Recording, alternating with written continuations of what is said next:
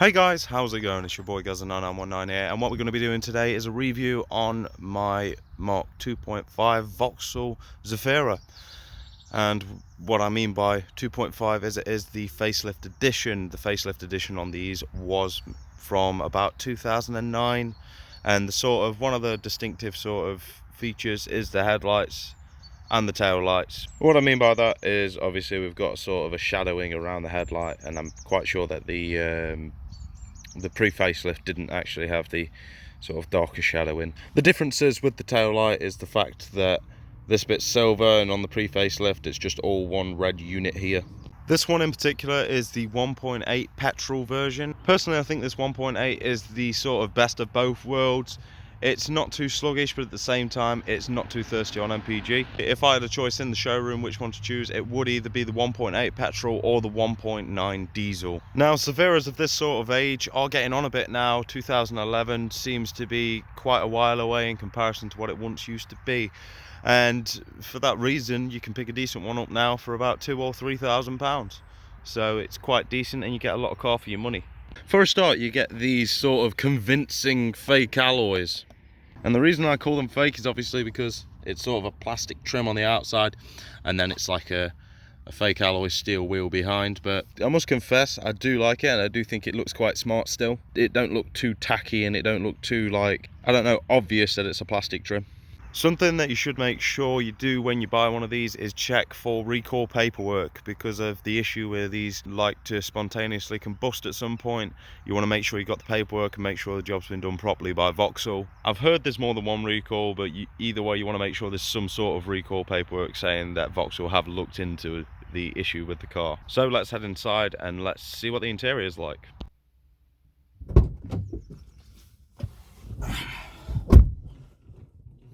Right then, so inside it's quite nice, you know, with it being executive. You got the piano black accent throughout the dash and whatnot. The seat seems to go up quite nicely.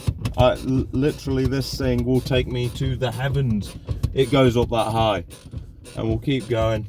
Head's not touching the ceiling yet, but either way, we're quite high, and I feel like I'm in a truck. I actually feel as high as that guy there. But anyway, let's put that back down. Another nice thing about the seat moving is the fact that the whole seat moves and not just part of it, so the whole thing is lifted up. Steering wheel adjustment is quite nice. Comes all the way out, down, up. All your buttons in that are quite nice, and all your knobs and bits and bobs like that, they've got a nice feel to them. Steering wheel buttons are very convenient. Like how the volume is on this side, that is brilliant, because most of the time, say if you're changing gears or something like that, or I don't know, you're just driving it, it's sort of natural for your right hand to be on the volume, because, you know, 9 times out of 10, a lot of people, I imagine, will rest their right arm because they're so used to not having an armrest in the middle. This is another thing I have to mention about this car. There's no middle armrest. You'd have thought with something like this, a big people carrier thing, where, you know, you're going to be taking the kids on holiday and things like that. You know, you'd want to relax on those long drives. But there's no center armrest. But, you know, it's not the end of the world. Something I don't like about this sort of front cockpit area is for the fact that you get one cup holder, and I've mentioned this before, it's just so irritating.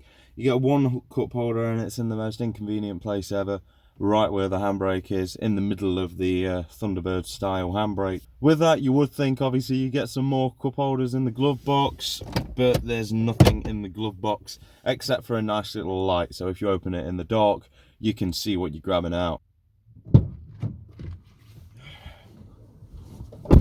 So now we're in the back seats, and as we can see, first of all, with it being a massive 7-seater people carrier thing, we have ample legroom, as we would expect in something like this.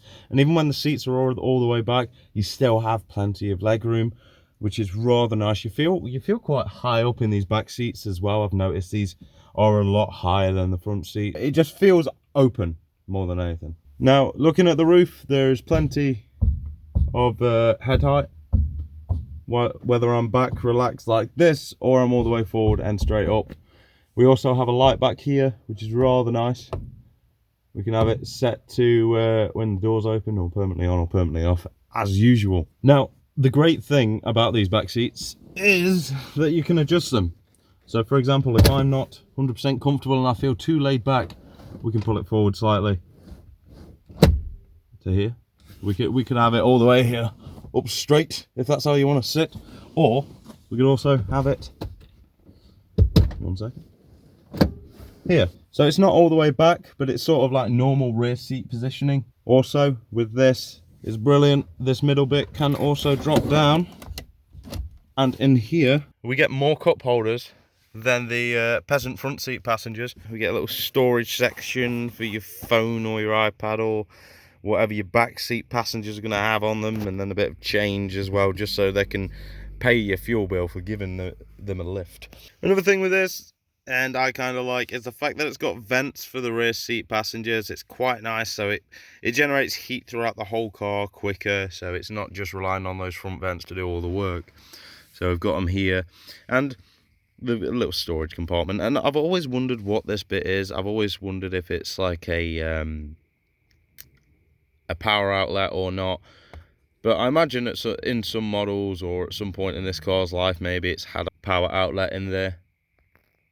We'll never know. Also, another couple of things to mention in these rear seats. You do have wind up and wind down windows. You don't get the luxury of electric windows. And also, it has got something built for a car seat where it can clip into. There's some bars behind this seat, which I believe a car seat fits to. So it's a lot more convenient than having to strap in every time. If you get something that just clips in permanently in there, you're happy. And it's safer as well, I imagine. Right then, so now it's time for the car's main party trick. So we lift these bottom seats up like so, grab the lever forward, and then here are our extra seats. Now before we set up the extra seats, I just want to show you how much room is in the boot as standard. Just imagine this as your point where it stops usually. You've got enough room, and then with these seats forward it can go into van mode. So, and then we can just take this off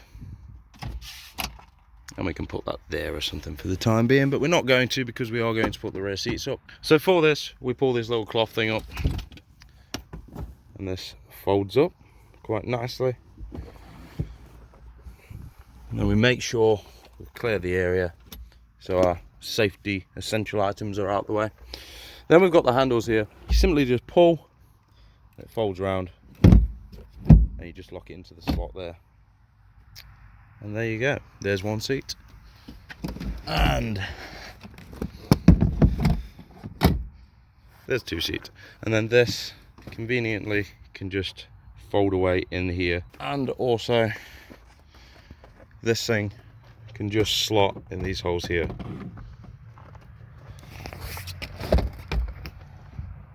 It's got its own little slot here, so this can be stored.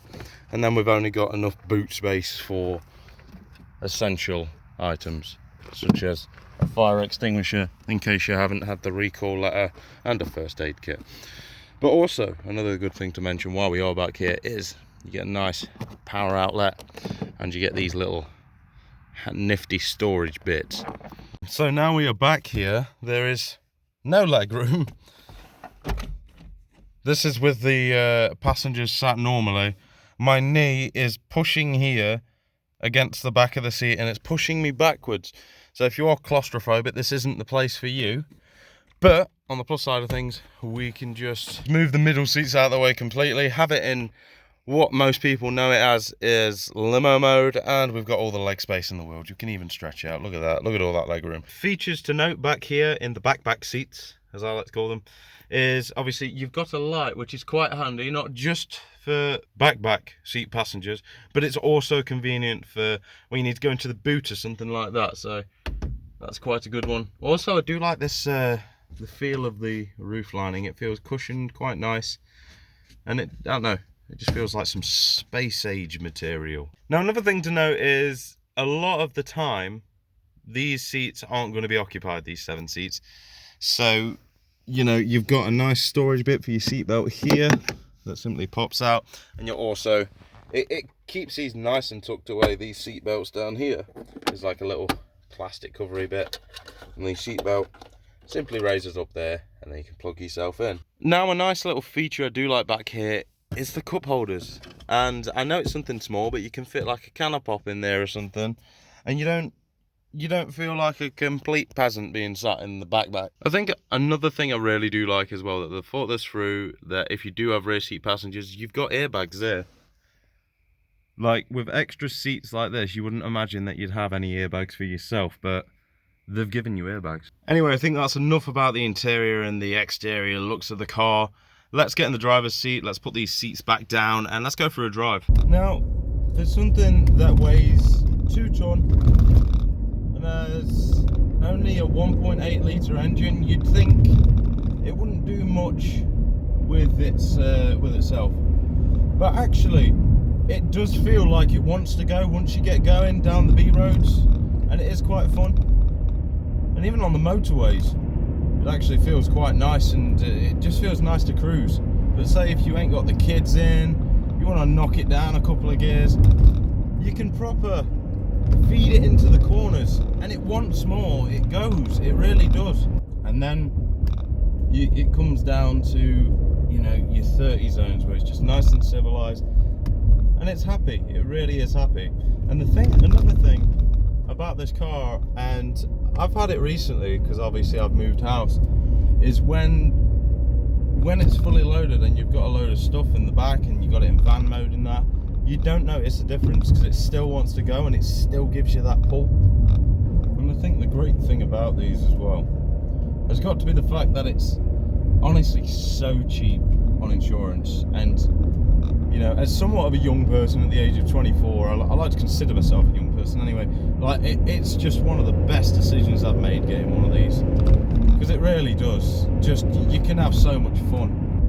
I mean, I think if there's one thing that I like about this car as well, it's the fact that no matter where you are, if you want that power, if you just want to gear down and just gear it some, it's there and it's ready. Wants to go.